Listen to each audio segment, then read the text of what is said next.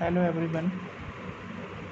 We had discussed in the previous lecture about Rankine cycle and regeneration and reheat regeneration के बारे में हम लोगों ने प्रीवियस लेक्चर्स में डिस्कस किया था। और आज हम लोग डिस्कस करेंगे जो है आईसी इंजन की परफॉर्मेंस टेस्ट के जो परफॉर्मेंस पैरामीटर्स होते हैं इसके बेसिस पे भी कुछ न्यूमेरिकल्स आ जाते हैं। समटाइम्स क्वेश्चंस आते हैं जो एग्जाम में पुटअप होते हैं, तो हम लोग थोड़ा सा उस पर देखेंगे कि क्या होता है, उसके बेसिक परफॉर्मेंस पैरामीटर्स क्या क्या होते हैं। तो सबसे पहले हम देखेंगे कि जो है बेसिक परफॉर्मेंस पैरामीटर्स। तो बेसिक परफॉर्मेंस पैरामीटर में जो है आपका आ जाएगा पावर एंड मैकेनिकल एफिशिएंसी। सबसे पहले पावर एंड मैकेनिकल एफिशिएंसी की हम बात करेंगे, ठीक है। पावर एंड मैकेनिकल एफिशिएंसी की तो पावर क्या होता है? Power develop at the output shaft is known as the brake power. Listen, this is the cylinder and this is the piston, right? See, this is the cylinder and here is the piston and here is the connecting rod and here is the crankshaft. See, जब भी हमारा इस पे piston पे जो power मिलता है, indicated power, वो हमारा कनेक्टिंग रॉड के थ्रू क्रैंकशाफ्ट को जाता है और तब जाके जो पावर मिलता है उसको हम ब्रेक पावर कहते हैं, ठीक है। यहाँ पे ये क्या सिलेंडर है, ये सिलेंडर है, this is the piston, this is the connecting crank radius, crankshaft, piston. तो पिस्टन पे जो पावर मिल रहा है वो पावर जो है कनेक्टिंग रॉड के थ्रू कहाँ जा रहा है, क्रैंक पे जा रहा है। और क्रैंक जो बीयरिंग को ट्रांसफर कर रहा है, जिससे उससे क्या हो रहा है कि रेसिप्रोकेटिंग मोशन जो है वो रोटरी मोशन में कन्वर्ट हो जा रही है, ठीक है। तो पावर क्या है? Power develop at the output shaft is known as the brake power. जो पावर आउटपुट शाफ्ट पे डेवलप हो रहा है वो हमारा ब्रेक पावर। तो brake power is equals to होता है 2π/nt, 2π/nt, जहाँ पे जो हमारा टी है, टी हमारा क्या है? टॉर्क है। क्या है? दैट इज टॉर्क है। अब टॉर्क की यूनिट क्या होती है? न्यूटन मीटर होती है। Is rotational speed in revolution per minute. N is the N is what? N जो है हमारा क्या है? एन है जो आरपीएम जिसको बोलते हैं, रिवॉल्यूशन पर मिनट, या फिर आरपीएस, रिवॉल्यूशन पर सेकेंड। अब टॉर्क को कैसे निकालते हैं? टॉर्क जो कॉस्ट होता है डब्ल्यू इंटू आर। डब्ल्यू क्या है? हमारा वेट है, तो 9.81 डब्ल्यू इंटू आर, तो वेट होता है 9.81, ठीक है, न्यूटन होता है, ठीक है, इन खींचे में होता है। आर जो हमारा क्या होता है? This is the radius, this is the radius in metre, ठीक है। तो पावर क्या होता है? पावर जो हमारा आउटपुट शाफ्ट पे जो पावर डेवलप होता है वो हमारा ब्रेक पावर होता है।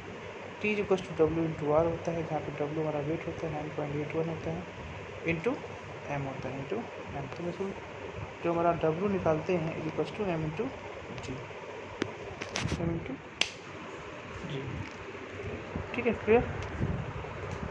अब आगे बढ़ते हैं। तो जब आगे बढ़ेंगे तो हम देख पाएंगे कि हमारा जो है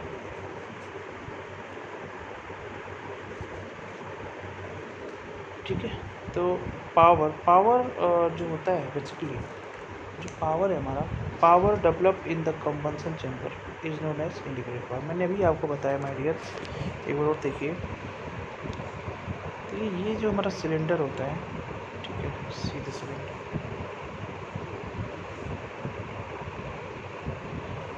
अब ये इसमें पिस्टन है, ये हमारा अगर हमारा टीडीसी है और दिस वन इज बीडीसी, तो ये जो एरिया है, वॉल्यूम है, ये हमारा क्लियरेंस वॉल्यूम है, ठीक है। इसमें जो कंबंसन होता है, कंबंसन से जो पावर डेवलप होता है वो जाता है हमारा कहाँ पे? वो जाता है हमारा पिस्टन पे। उस पावर को हम बोलते हैं इंडिकेटेड पावर, ठीक है। तो पावर क्या कह रहे हैं? पावर कह रहे हैं power develop in the combustion chamber is known as indicated power. जो पावर हमारा डेवलप होता है कंबंसन चैम्बर में उसे हम इंडिकेटेड पावर बोलते हैं, और it forms the basic evaluation of combustion efficiency और heat release of the cylinder.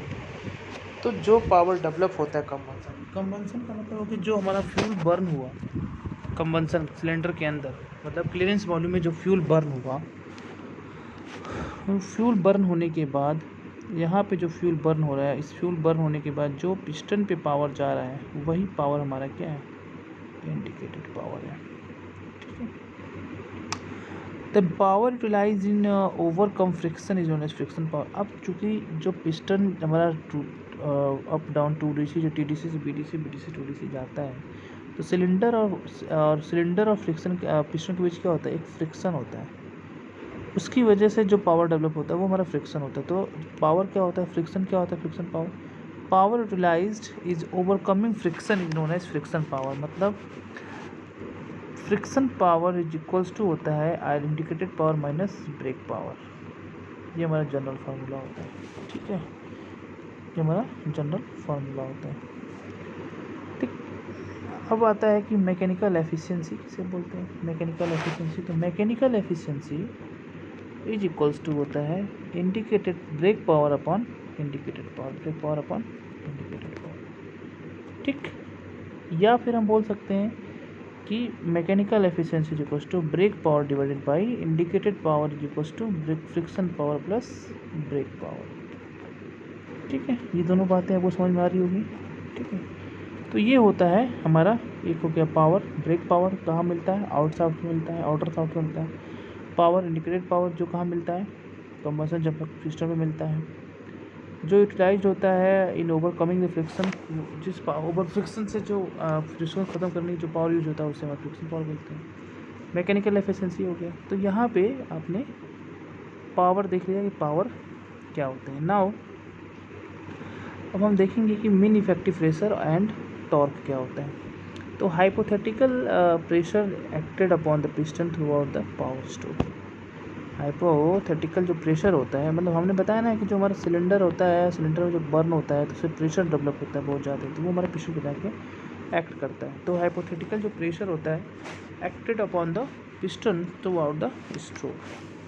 ठीक है, और फिर हमारा मीन इफेक्टिव प्रेशर हमने पहले ही डिस्कस किया है कि मीन इफेक्टिव प्रेशर जो होता है my dear, mean effective pressure.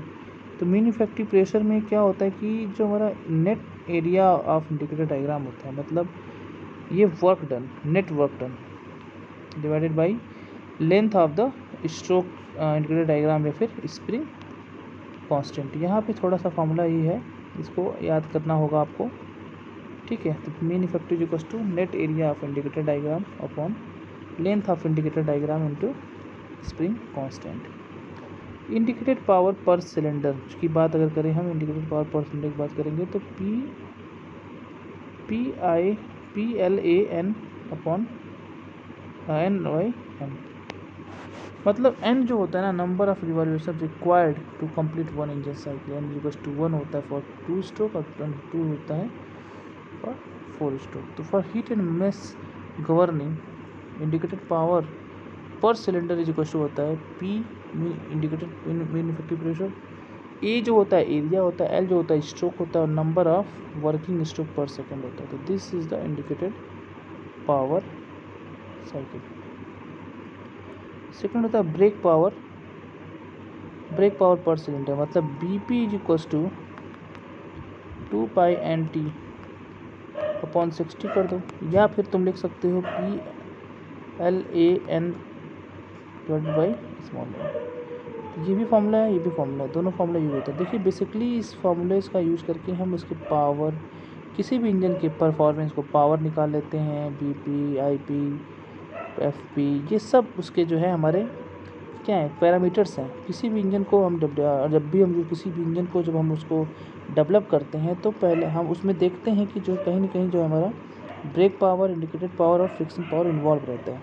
ठीक है, उसके बाद हम देखते हैं मीन इफेक्टिव प्रेशर। तो मीन इफेक्टिव प्रेशर में क्या होता है कि जो net area of indicator diagram होता है और length of the indicator diagram होता है, उसका यही फॉर्मूला होता है। उसके बाद हम देखते हैं इंडिकेटेड पावर पर सिलेंडर क्या होता है। तो इंडिकेटेड पावर पर सिलेंडर की अगर हम बात करेंगे तो क्या हो जाएगा, PLAN के, मतलब जो फार्मूला है, फार्मूला को हमको याद रखना। फार्मूला में क्या है, PM indicated mean effective pressure है, ए जो है हमारा एरिया है, एल जो है स्ट्रोक है, एन है ये नंबर ऑफ रिवॉल्यूशन है। तो ब्रेक पावर पर सिलेंडर का फार्मूला आपका ये निकल के आता है। तो for same mean effective pressure की अगर बात करें हम, same mean effective pressure larger engine produce more torque. अगर सेम मीन इफेक्टिव प्रेशर है, याद रखिए इंपॉर्टेंट चीज़ है, अगर सेम मीन इफेक्टिव प्रेशर है, सेम मीन इफेक्टिव प्रेशर है तो लार्जर इंजन प्रोड्यूस करता है more torque. Higher mean effective pressure है तो higher will be the power developed by the engine, higher will be the power developed by the engine, right, developed by the engine for a given displacement. Mean effective pressure is basis of comparison of relative performance of different engines, and the horsepower of an engine is dependent on its size and speed. उसके size और speed पे हमारा जो है depend करता है। ये power pressure के लिए इंपॉर्टेंट फैक्टर्स हैं जो आपको नोट कर लेना है। नाउ आता है स्पेसिफिक आउटपुट। स्पेसिफिक आउटपुट क्या होते हैं? स्पेसिफिक आउटपुट से क्या समझते हैं? स्पेसिफिक आउटपुट को समझिए। स्पेसिफिक आउटपुट को समझिए। स्पेसिफिक आउटपुट क्या होता है? It describe the efficiency of an engine, it describe the efficiency of an engine in terms of the brake horsepower, in terms of the brake horsepower, in terms of the brake horsepower, मतलब it describe the efficiency of an engine in terms of the brake horsepower. Specific output is equals to क्या होता है? brake power upon A into L, तो constant होता है और क्या होता है? Mean effective pressure into RPM होता है। For same piston displacement and brake mean effective pressure of an engine running at higher speed will give more output. Running at higher speed will give more output. Increasing speed, increasing mechanical stresses. जितना speed increase करेंगे उतना ज़्यादा हमारा क्या होगा? Mechanical stresses भी increase होगा। Increasing brake main effective pressure requires that heat release and more load engine cylinder. ठीक है, तो ये आपका होता है स्पेसिफिक आउटपुट होता है।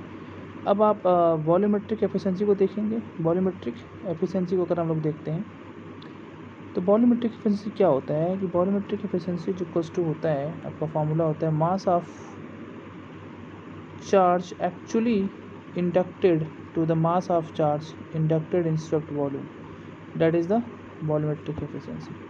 Power output is proportional to the amount of air inducted, power output is proportional to the amount of air inducted. Volumetric efficiency of supercharged engine has more than unity due to the forced induction. More than unity due to forced induction. Efficiency can be improved by compressing the induction charge or by aggressive cam facing in naturally aspirated engine. In the case of forced induction, volumetric efficiency can be exceed 100%. Modern जो technique है for 4 stroke engine के लिए variable valve timing diagram होते हैं। Attempts to changes in volumetric efficiency with changes in speed of the engine.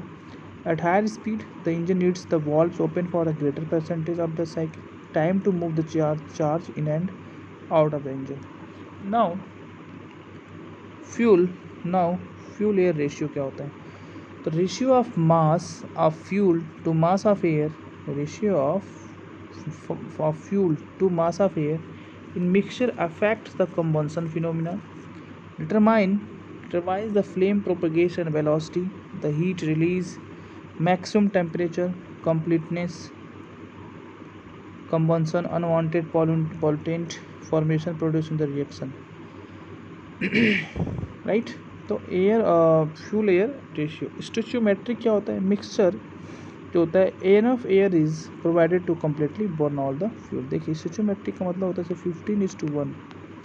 इसका मतलब ये होता है एयर फ्यूल मिक्सचर का मतलब होता है कि 15 kg अगर हमारा एयर है तो इस पर 1 kg क्या है? हमारा फ्यूल है। ठीक है, तो एयर की मात्रा क्या है? ज़्यादा है। तो ऐसी चीज़ों को हम बोलते हैं लीन मिक्सचर। तो स्टोइचियोमेट्रिक मिक्सचर होता है enough air is provided to fuel, enough air is provided to completely burn all the fuel.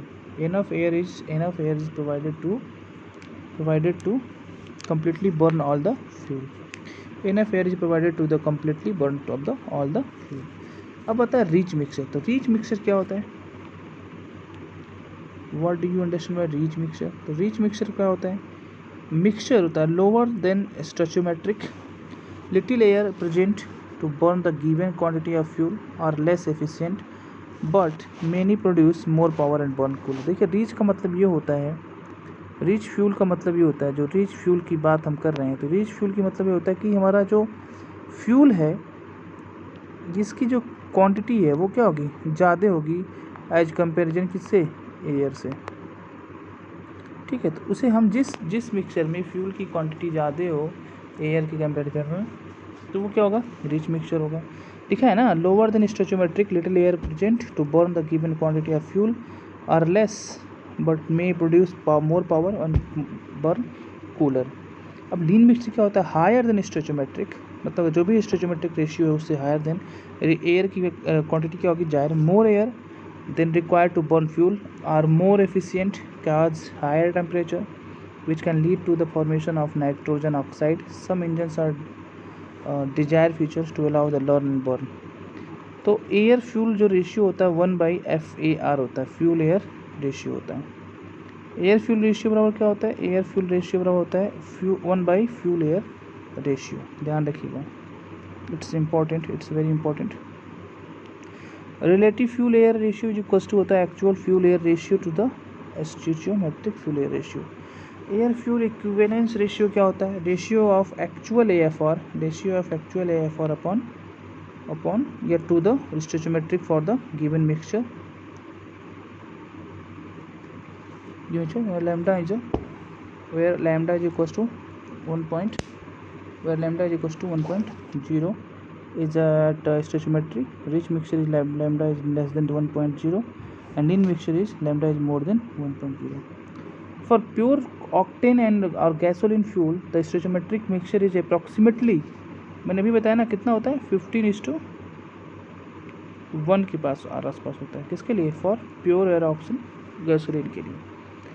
अभी अब हम देखेंगे कि हमारा जो है स्पेसिफिक फ्यूल कंजप्शन, क्या देखेंगे, स्पेसिफिक फ्यूल कंजप्शन। तो specific fuel consumption is the indication of efficiency, is the specific fuel consumption is the important topic, is the combustion is indication of efficiency with which the engine develops power from fuel. The specific fuel consumption is equals to fuel consumed to the horsepower developed. horsepower unit हो जाएगा joule, kilogram, ग्राम पर kilo watt hour. Basis of comparison of different size of engine as per efficient utilization of the fuel. The engine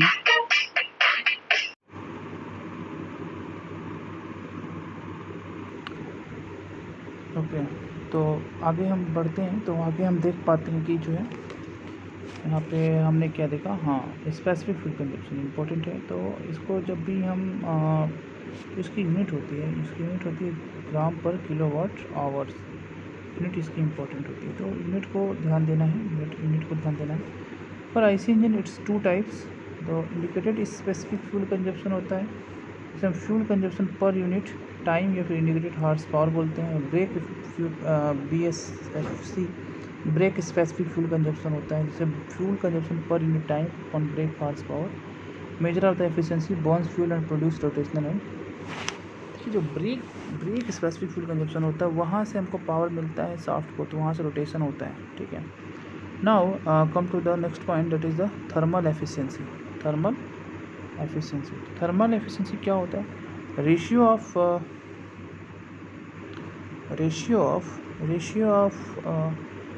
of engine और power output to the input power output, chemical energy in the form of fuel supply based on power output. It may be divided into brake thermal efficiency और indicated thermal efficiency. तो brake thermal efficiency equals to क्या होता है, brake power upon mf into CV।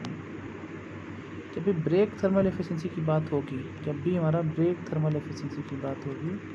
तो brake power to the mf into CV, brake power upon mf upon CV। Indicated power की बात करेंगे तो वो आ जाएगा indicated power upon mf into CV। ठीक है, तो brake thermal efficiency, indicated thermal efficiency. Heat balance को समझना है। आईसी इंजन में क्या होता है कि total input energy is not fully converted to useful work. Total input जो हम देते हैं वो फुल्ली कन्वर्ट नहीं होता है यूजफुल वर्क में, तो energy goes out in the various way. The heat balance keeps the details of amount of energy wasted in percentage from various parts. The components of heat balance are breakout, brake output, coolant loses heat, keep going to exhaust, radiation and other losses. तो heat balance हमारा होता है कि जितना हमको energy input देते हैं उतना पूरा का पूरा हमारा यूजफुल वर्क में कन्वर्ट नहीं होता है, सम जो है हीट कहीं कहीं बैलेंस करते हैं। अदर होता है exhaust smoke and other emission की बात करें तो exhaust emission such as smoke हो गया, ऑक्साइड्स ऑफ नाइट्रोजन हो गया। स्मोक एग्जॉस्ट इमिशन जो होता है such as smoke, oxides of nitrogen, unburned hydrocarbon, carbon monoxide are necessary to consider as performance parameters and components of the pollutant air pollution। ठीक है, तो एग्जॉस्ट स्मोक और other emission की अगर हम बात करें तो इसमें यही है कि जो हमारा एग्जॉस्ट इमिशन होता है, जो साइलेंसर के रास्ते हमारा जो गैस एटमॉस्फेयर में जाता है, उस केस में क्या आता है smoke, oxides of nitrogen, unburned hydrocarbon, carbon monoxide और नेसेसरी टू। ठीक है, स्पेसिफिक वेट क्या होता है, it gives the engine bulkiness weight of the engine in kg per each brake power developed in aircraft engine। specific weight plays important role, right। मतलब basic measurement की अगर हम बात करते हैं कि बेसिक मेजरमेंट क्या है, तो basic measurement to be undertaken to evaluate the performance of an engine. Basic measurement to be undertaken to evaluate the performance of an engine are as follow: speed, fuel consumption, air consumption, brake horsepower, friction indicated, SI, smoky and density। Basically इसमें हम देखते हैं कि जो है हमारा जो exhaust है, जो हमारा स्पीड है उसको किससे मेजर करते हैं, फ्यूल कंजप्शन को कैसे मेजर करेंगे, एयर कंजप्शन को कैसे मेजर करेंगे, ब्रेक हॉर्स पावर को कैसे मेजर करेंगे, फ्रिक्शन हॉर्स पावर को कैसे मेजर करेंगे, इंडिकेटेड हॉर्स पावर को कैसे मेजर करेंगे, हीट बैलेंस शीट जो होता है वो परफॉर्मेंस SI और CI का कैसे होगा, स्मोक डेंसिटी और एग्जॉस्ट गैस एनालिसिस, इन सब का जो है मेजरमेंट कैसे करते हैं इसको हमको डिस्कस करना है, राइट।